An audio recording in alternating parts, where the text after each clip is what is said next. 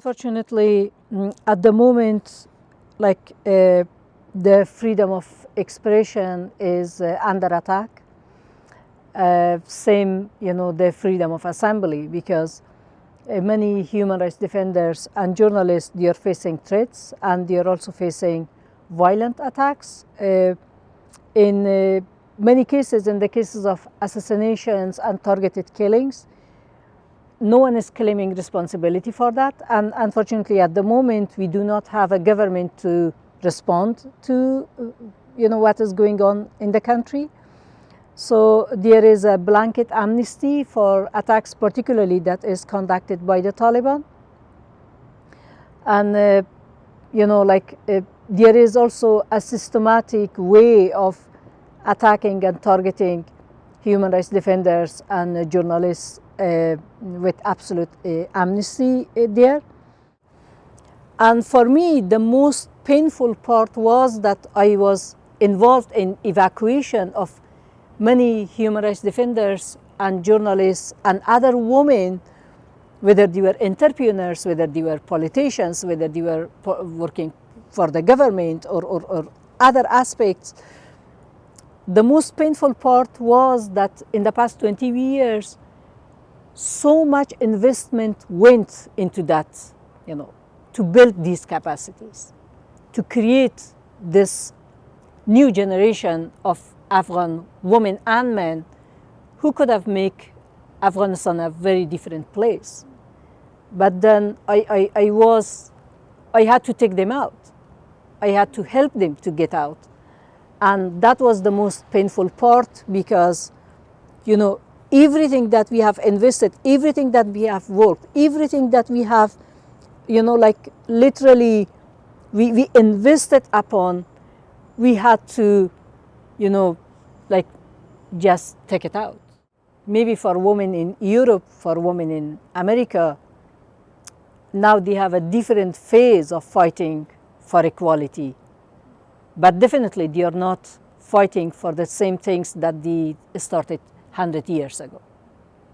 But for me, I started a fight 20 years ago, and after 20 years, I'm just going to the zero, and I have to start and rebuild for everything that happened for the past 20 years, and it was just gone in a matter of days.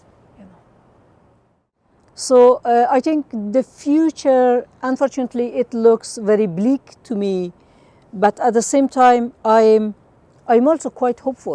I'm really hopeful with this new, a kind of wave of women that are coming out and they're asking for their rights. They're not asking for anything out of ordinary. They're asking for their fundamental and natural rights.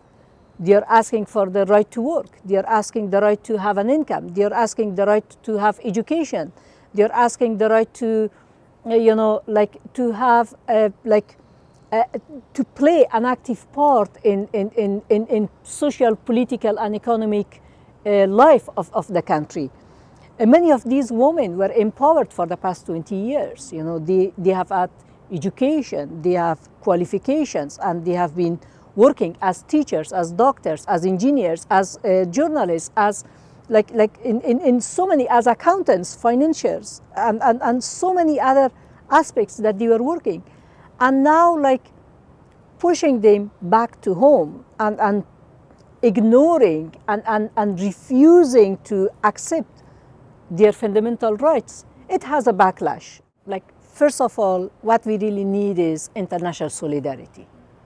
But my hope is with the people, my hope is with organizations that still believe in core human rights values, that they should stand with us and they should continue supporting us, and they should continue to give us the voice that we need, and to continue pressuring, the Taliban, Pakistan, and other countries that are supporting the Taliban, and also pressuring the US and Norwegian governments to do more, because they were part of the chaos.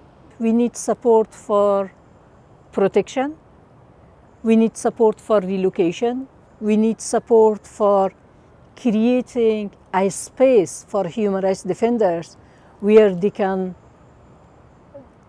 freely express their views, their concerns. And again, we need international solidarity.